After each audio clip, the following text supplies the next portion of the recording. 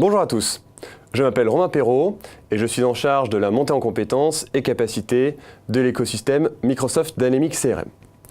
Aujourd'hui, je vais vous montrer comment le cloud et la mobilité accélèrent réellement la transformation numérique des entreprises. Au cours des prochaines minutes, nous nous transporterons au sein d'une équipe de vente de la société Contoso qui réalise la clôture de son année. Dans ce scénario, nous aurons 3 acteurs. Tout d'abord, Julian Isla. Il est directeur général. Son rôle, il pilote la stratégie de l'entreprise. Pour mener à bien ses activités, il veille entre autres à ce que les ventes atteignent bien leurs objectifs. Nous allons avoir Spencer. Spencer est le directeur commercial. Son rôle, il définit une politique commerciale en vue d'accroître les ventes de l'entreprise et d'augmenter le chiffre d'affaires. Il doit manager son équipe afin qu'elle applique cette politique et atteigne donc les objectifs fixés. Et enfin, Véronica. Elle est commerciale et elle est en charge d'un portefeuille client avec lequel elle doit atteindre des objectifs de chiffre d'affaires. Commençons par Julian. Julian reçoit un email hebdomadaire, comme on peut voir ici, pour lui donner une vue synthétique de l'activité commerciale de Contoso. Qu'est-ce qu'on voit sur cet email qu'il vient de recevoir? Le revenu actuel est de 176 millions de dollars. Le revenu cible est de 400 millions de dollars. Il y a donc un gap. Le portefeuille, ce sont donc les opportunités disponibles et ouvertes, est de 245 millions et le ratio de vente de 90%. Il va donc lui manquer 4 millions pour atteindre ses objectifs. Comme on peut voir sur l'email, le statut est donc rouge. Julian est donc en retard sur son chiffre d'affaires. Spencer, le directeur commercial, comme on a vu, vient aussi de recevoir l'email sur l'activité commerciale lui indiquant qu'il risque de ne pas atteindre ses objectifs de l'année. Il doit donc trouver rapidement comment identifier des opportunités à signer rapidement pour l'aider à combler le manque à gagner et faire le nécessaire pour en assurer la clôture annuelle. Et nous allons voir tout de suite comment Spencer va trouver des solutions. Avec son tableau de bord, Spencer peut piloter son activité commerciale. Il a toutes les informations en temps réel pour lui permettre de prendre les bonnes décisions au bon moment. Ici, on peut voir qu'il y a un fort potentiel d'opportunités à signer sur le mois à venir. Nous sommes donc en novembre et là, pour la fin de l'année, il va donc avoir beaucoup de potentiel. Ici, il peut voir où sont réparties géographiquement ces opportunités. Ci-dessous, on va voir qu'il y a d'autres indicateurs clés pour lui permettre de piloter son activité. Tout d'abord, le revenu actuel, qu'on a vu tout à l'heure dans l'email envoyé automatiquement. Ici, nous avons le nombre de jours moyen qu'il faut pour signer une opportunité. Et enfin ici, le ratio d'opportunités gagnées, donc de 90%. Le plus intéressant reste ici, c'est son pipe. Il a 245 millions d'opportunités. Allons voir plus en détail ce qui se cache derrière. Ici, on voit dynamiquement apparaître l'ensemble des personnes de son équipe. Véronica a 22 opportunités qui représentent 92 millions. C'est Véronica qui l'intéresse plus particulièrement. Eh bien, regardons plus en détail ce qui se trouve dans le portefeuille de Véronica. En cliquant dessus, les opportunités se sont triées automatiquement. Ce qui serait pas mal, c'est que Spencer regarde une opportunité qui peut être prometteuse, disons. Et on va regarder en fonction du revenu. En cliquant sur le revenu, on va trier automatiquement. Et là, qu'est-ce que l'on voit? Intérêt exprimé pour la gamme de caméras X01 pour le compte Northwind Traders, avec un total de presque 9,5 millions. Et la close date, c'est-à-dire la date à laquelle doit se signer cette opportunité, c'est le 21, donc dans quelques jours. Il serait intéressant de savoir où en est Véronica et puis si elle a besoin d'aide, tout simplement, pour pouvoir signer l'opportunité. Ce que je vais faire, c'est que je vais lui demander de travailler plus particulièrement sur cette opportunité. Alors, premièrement, je vais lui montrer son pipe et surligner l'opportunité sur laquelle elle doit travailler et ensuite lui souligner qu'elle a 22 opportunités ouvertes. Maintenant, je vais lui mettre un petit peu de texte. Donc, as-tu besoin d'aide pour signer l'opportunité? Voilà. Et là, 22 opportunités dans son portefeuille, c'est quand même beaucoup. J'aimerais bien avoir un peu plus d'informations. Je vais lui proposer une revue de portefeuille STP. Parfait. Et maintenant, le plus simple, ça serait de lui communiquer tout ça par email, puisque Véronica est commerciale et elle passe quand même pas mal de temps sur ses emails. Alors, je vais lui envoyer par courrier. Voilà, je vais l'envoyer à Véronica. Et pour notifier que c'est urgent, je vais lui mettre urgent. Merci. Voilà. Je vais lui envoyer donc toutes les informations qui vont lui arriver directement dans sa boîte mail. Ce que je vous propose maintenant, c'est d'aller regarder chez Véronica quelles sont les actions qui vont s'effectuer par la suite. Je vais maintenant passer dans la peau de Véronica, la commerciale.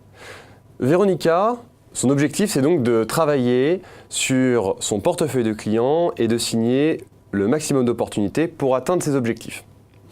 Comme on l'a vu précédemment, Spencer vient de lui envoyer un email en lui notifiant une opportunité à signer rapidement. La problématique de Véronica, c'est comment vais-je clore cette opportunité le plus rapidement possible.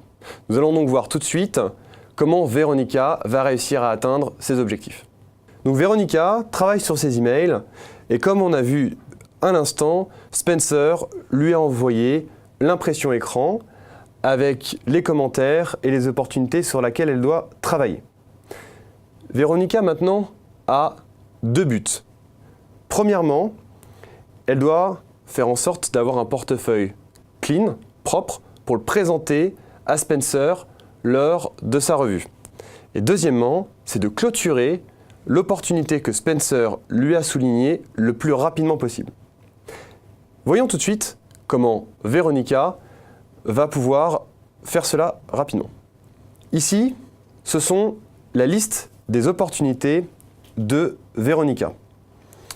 Elle voit qu'il y a un certain nombre d'erreurs, un certain nombre de choses qu'elle va devoir donc mettre à jour en vue de la revue avec Spencer. Mais maintenant, ça prend beaucoup de temps à faire. Et il va falloir qu'elle puisse éditer rapidement les informations à la volée. Pour ça, elle va pouvoir le faire directement avec son outil de productivité favori. Donc là, elle va pouvoir effectuer les modifications. Alors, dans les modifications, premièrement, ici, le revenu, ce n'est pas de 34 000, mais c'est bien de 104 000. Il y a eu une erreur puisqu'ils ont rajouté un certain nombre de produits. Ici, nous avons la close date qui n'est pas ici à ce moment-là, mais qui est un peu plus tard. Voilà, ce sont les... Véronica va pouvoir faire d'autres modifications, mais ici c'était donc pour vous donner un exemple. Derrière, elle va pouvoir demander de faire les changements directement dans le CRM. C'est un énorme gain de productivité pour Véronica, puisqu'elle n'a pas besoin d'ouvrir chacune des opportunités, et elle va pouvoir le faire et très rapidement éviter de nombreuses tâches administratives. Maintenant, voyons ce qu'il en est pour cette opportunité intérêt exprimé pour la gamme de caméras X01. Voilà l'opportunité de Véronica. Alors, qu'est-ce qui nous intéresse particulièrement? Tout d'abord, elle a ici un coach de vente. Le processus que l'on peut voir ici l'aide à suivre son cycle de vente du début à la fin. Dans ce cas, pour cette opportunité, elle en est à la troisième phase, la phase propose. Dans cette phase, elle doit effectuer un certain nombre d'actions avant de passer à la phase suivante. Et on peut voir ici, il lui manque une action à effectuer auprès de son client avant de signer l'opportunité, ou tout du moins d'avancer dans le processus de vente. Elle doit présenter une proposition commerciale au client. Ici, on a un résumé des différentes actions qui ont été effectuées, ainsi que des différents points importants sur cette opportunité. Nous avons le sujet, nous avons le contact, le compte, nous avons le moment où le client va potentiellement acheter, nous avons son budget, ce qui est extrêmement important, la probabilité de signer, une description sur cette opportunité, ainsi que la situation actuelle, ses besoins et la proposition faite aujourd'hui par Véronica et l'équipe Contoso. Ensuite, nous avons au centre d'autres informations qui permettent de comprendre ce qui s'est passé historiquement sur l'opportunité. Nous avons l'ensemble des interactions que Véronica ou d'autres personnes qui ont pu travailler sur cette opportunité avec le prospect. Que ce soit les appels téléphoniques, différentes actions ou des tâches, des rendez-vous ou des emails. Tout va pouvoir être traqué, être suivi sur cette partie-là pour ne rien oublier. Et enfin, nous avons des notes. Ce sont les notes qui peuvent être importantes pour permettre d'avancer au fur et à mesure sur l'opportunité. Effectivement, là nous voyons Alex, donc, qui est le contact principal sur ce compte, qui challenge Véronica et l'équipe qui travaille sur le sujet sur le prix. Une escalade est en cours du côté en interne, du côté de Contoso pour essayer d'obtenir un meilleur prix, mais ce qui serait intéressant, c'est de faire aussi une escalade du côté du client. Pour ça, il lui faut de nouveaux contacts sur ce compte. Et là aujourd'hui, elle a Alex Wu et Maria Campbell. Et les deux n'ont pas pu prendre de décision à ce niveau-là. Il va falloir donc qu'elle trouve de nouveaux contacts chez Northwind Traders pour escalader. Eh bien, grâce à son CRM, elle va pouvoir obtenir des contacts qui sont recherchés directement sur Internet. Et là, qu'est-ce que l'on a? Elle va pouvoir ajouter Mark Hanson, qui est le CEO, directement dans son CRM et avoir donc ses contacts email et téléphoniques. Elle sait que Mark Hanson est au courant de cette opportunité et que c'est important pour lui de pouvoir acquérir cette gamme de caméras. Eh bien, pas de problème, Véronica va donc pouvoir l'ajouter à son CRM en le synchronisant. Ici, Mark Hanson, on va le rajouter comme nouveau contact. Voici les informations que l'on a grâce à Insights et qu'on va pouvoir rajouter dans le CRM. Super, Mark Hanson, en 2 clics, a été rajouté avec toutes les informations qu'on a pu trouver. Par la suite, Véronica va donc pouvoir envoyer un email pour escalader sur le prix auprès de Mark Hanson et du reste de l'équipe. Maintenant, ce qui l'intéresse, c'est de pouvoir compléter cette proposition commerciale et travailler en équipe avec les autres personnes qui travaillent sur le deal de son équipe. Pour ça, elle a un espace partagé qui va lui permettre de collaborer avec ses collègues. Dans cet espace de travail, Véronica collabore avec plusieurs personnes. Elle collabore tout d'abord avec Ali. Ali, elle s'occupe de la création des supports commerciaux. Et elle travaille ainsi avec Alan et Spencer, qui sont les sponsors côté Contoso et qui l'aident à débloquer l'opportunité lorsqu'il y a certaines problématiques. Ils partagent un certain nombre de choses entre eux. Premièrement, ils partagent un calendrier dans lequel, comme on peut voir ici, ils ont un certain nombre de rendez-vous communs sur cette opportunité. Ensuite, ils partagent des documents. Ici, on peut voir des documents qui vont non seulement être partagés avec les membres de l'équipe, mais aussi d'autres personnes qui n'ont pas accès au CRM, comme par exemple l'équipe financière et l'équipe juridique, qui ont travaillé sur la proposition ainsi que sur le RFP. Ensuite, ils ont une conversation, ici, un mur sur lequel ils ont des conversations sur des sujets sur cette opportunité. C'est très intéressant puisque ça va leur permettre de collaborer et d'avoir un partage d'idées pour avancer sur cette opportunité. Et enfin, ils ont un outil de notes en commun. Alors voyons plus en détail quelles sont les notes qu'ils ont partagées ensemble. Comme on peut voir ici, ce sont des notes partagées riches. On le retrouve notamment une photo du tableau blanc utilisé pendant le rendez-vous de définition du besoin. On retrouve la photo de la caméra qui a été proposée pendant le meeting. On retrouve donc ici un certain nombre de points clés qui sont donc les personnes présentes, ainsi que le reste à faire. Donc le rendez-vous client a été prévu. Maintenant, ce qui reste à faire, c'est de préparer la proposition commerciale. Pour préparer la proposition commerciale, il va falloir utiliser un certain nombre de documents. Et ce qui serait intelligent, ça serait de ne pas avoir à réinventer la roue. Effectivement, Véronica sait que d'autres personnes dans son équipe ont fait un certain nombre de propositions commerciales qui ont déjà réussi et qui ont été validées auprès de leurs clients, qui leur ont permis de gagner des deals. Ce qui serait intéressant, c'est de les réutiliser pour alimenter cette proposition commerciale. Voyons tout de suite comment Véronica va pouvoir trouver de la matière.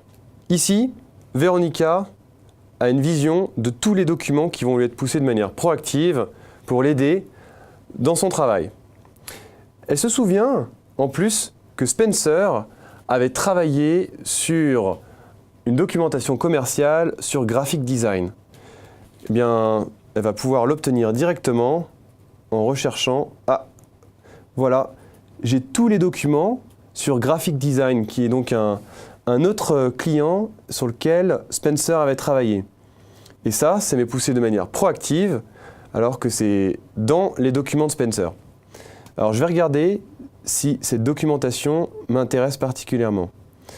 Alors, voyons voir. Executive Summary. Parfait. Génial. Bien ça va me permettre d'avoir de la matière et de pouvoir avancer sur ma proposition commerciale. Enfin, c'est Ali qui s'occupe de la proposition commerciale. Eh bien, je vais tout simplement lui envoyer un petit email pour lui demander de faire un update de la proposition commerciale avec cette documentation. Alors, Ali Bellou. Alors, je vais lui attacher un document. Ah, il apparaît tout de suite en premier puisque je viens de l'utiliser. Et là, ce que je vais faire, puisque le document est quand même important, il est relativement lourd, je ne vais pas lui envoyer une pièce jointe qui va polluer sa boîte mail. Ici, en fait, ça va être un lien dans lequel elle pourra directement ouvrir cette présentation. Et donc là, pour vous montrer comment elle va recevoir, je vais me mettre aussi en destinataire. Et je vais lui demander donc, peux-tu mettre à jour la présentation STP. Et là, merci beaucoup. Donc là, je vais lui envoyer directement cette présentation, ce qui va donc lui permettre d'avoir de la matière. Et là, vous voyez la rapidité, puisque c'est un lien uniquement qui m'a été envoyé, eh bien, elle obtient ça, et moi aussi, instantanément. Ce qu'on va pouvoir faire, on va pouvoir, dans le contexte de mes mails, pouvoir voir directement ce document et pouvoir même éditer. Ici, c'est un gain de productivité. Je vais pouvoir mettre à jour le document et pouvoir écrire en même temps. Alors là, par exemple, ce que je vais faire, je vais rajouter un point ici qui va être démonstration. Voilà, pour vous montrer. Et après, derrière, je vais pouvoir répondre directement update. OK. Voilà. Nous venons de voir comment Véronica a pu mettre à jour rapidement son portefeuille en vue d'une revue avec son manager, comment Véronica a pu avancer sur le cycle de vente de son opportunité en collaborant avec Ali qui fait partie de son équipe. Par la suite, Véronica et Ali iront faire cette proposition commerciale auprès de Northwind Traders. Cette proposition commerciale sera acceptée et signée grâce à une signature électronique pendant le rendez-vous.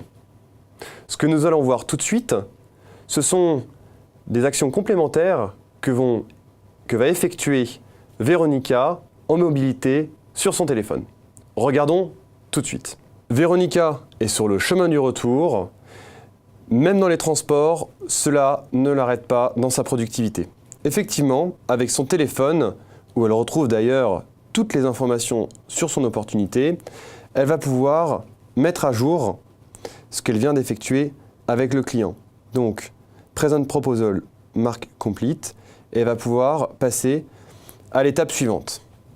De plus, ce qui serait pas mal, ça serait de rajouter quelques notes sur les actions qu'elle a pu effectuer pendant le rendez-vous client.